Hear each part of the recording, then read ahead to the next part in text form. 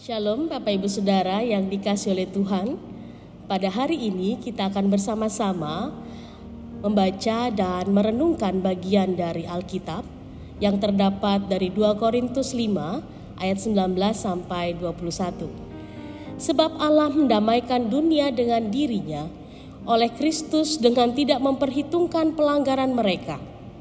Ia telah mempercayakan berita pendamaian itu kepada kami. Jadi kami ini adalah utusan-utusan Kristus. Seakan-akan Allah menasihati kamu dengan perantaran kami. Dalam nama Kristus kami meminta kepadamu, berilah dirimu didamaikan dengan Allah. Dia yang tidak mengenal dosa telah dibuatnya menjadi dosa karena kita, supaya dalam Dia kita dibenarkan oleh Allah. Demikianlah pembacaan firman Tuhan pada hari ini. Yang berbahagialah kita yang membaca, merenungkan dan memeliharanya dalam kehidupan kita. Sidang jemaat yang dikasihi oleh Tuhan, Paulus menulis dalam ayat yang ke-20, berilah dirimu didamaikan dengan Allah. Pertanyaannya, mengapa kita perlu pendamaian? Rupa-rupanya Paulus menuliskan bagian ini dengan sebuah gambaran bahwa jemaat di Korintus hidup di dalam situasi yang penuh dengan perselisihan. Kemudian mereka juga hidup tanpa kerukunan, sehingga berakibat pada perpecahan di antara mereka.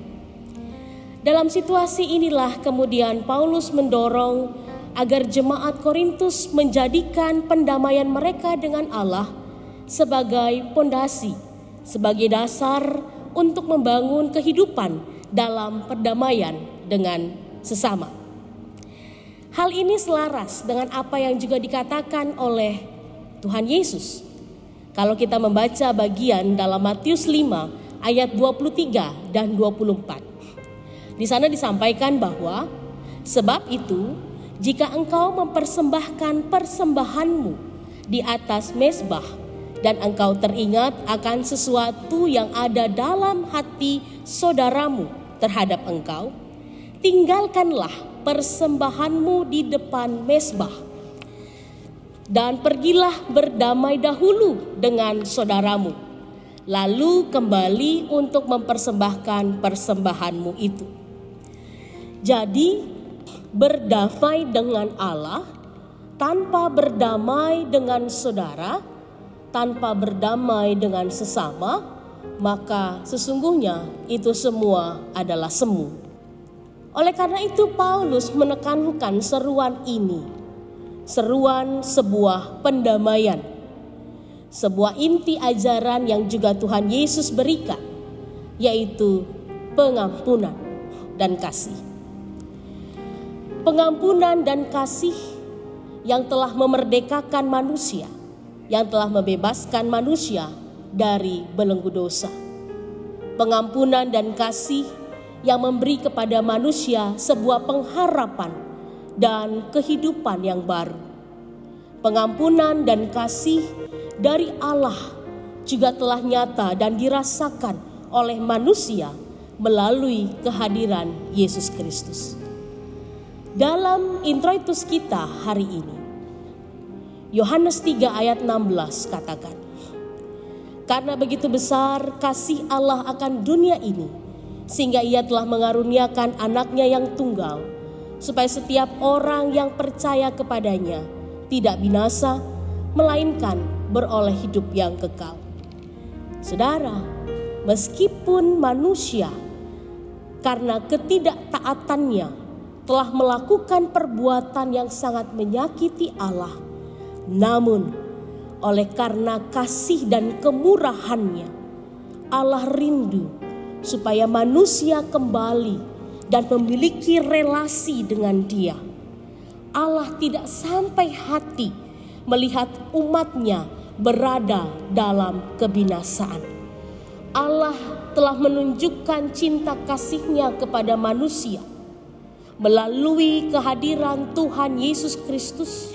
Cinta kasih yang diperjuangkan oleh Tuhan Yesus bukanlah sekedar ajaran atau teori yang dihafalkan.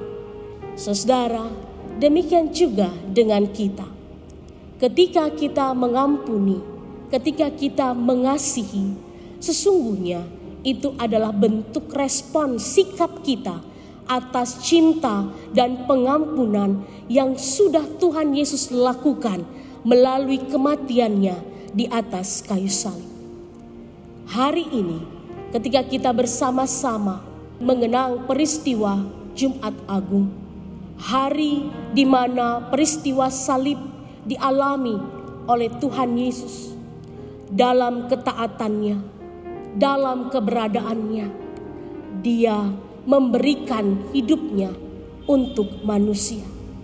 Peristiwa salib ini memberikan kita sebuah pelajaran untuk kembali memeriksa apakah kita mengisi pengalaman hidup kita dengan sungguh-sungguh memperjuangkan cinta kasih seperti yang Tuhan Yesus perjuangkan.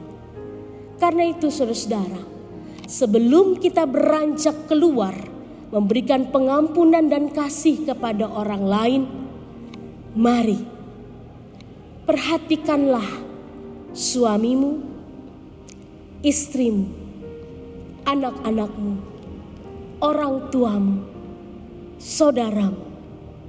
Sudahkah kita mengasihi mereka dengan tulus? Sudahkah kita mengampuni segala kesalahan mereka?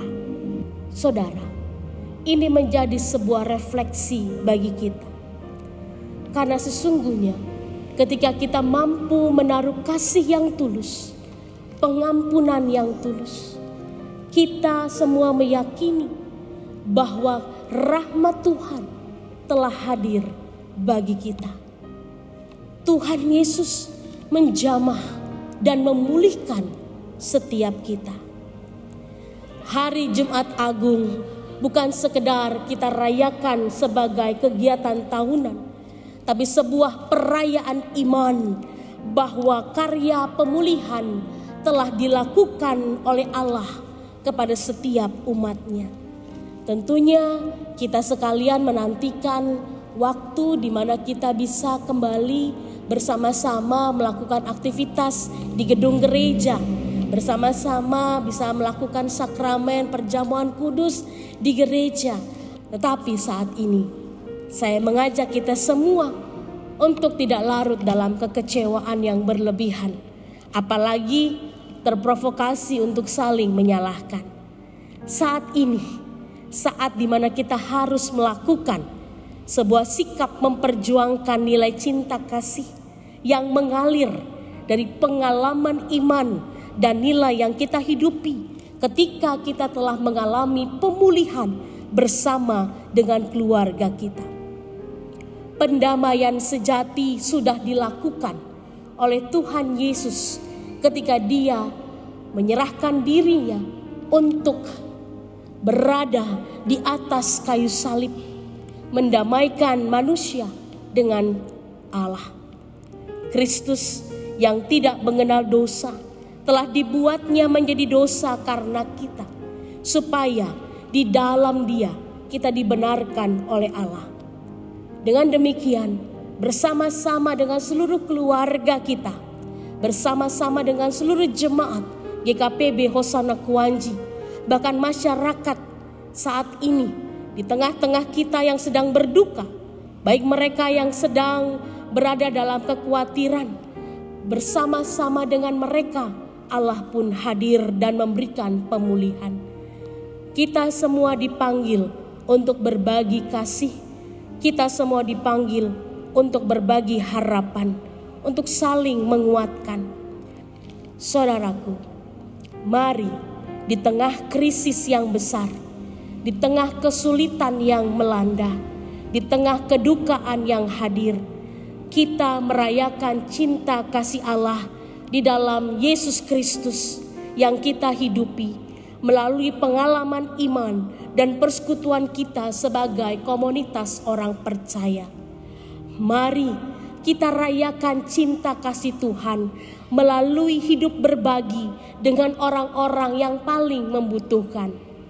Mari kita terus berdoa bersama dengan seluruh gereja, seluruh umat beragama, seluruh umat manusia untuk terjadinya pemulihan dan juga teratasinya pandemik COVID-19 ini, dan pemulihan dari berbagai kesulitan yang mengikutinya.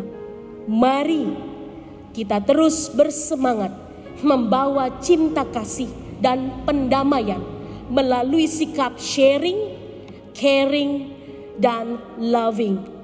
Janganlah kita sibuk menyebarkan sisi buruk dari COVID-19, tapi mari kita sebarkan berita positif, berita pemulihan, berita sukacita, berita kesembuhan. Karena sesungguhnya tidak ada yang mustahil bagi Allah. Mari kita kembali kepadanya dan tetap hanya berharap kepadanya. Tuhan Yesus memberkati.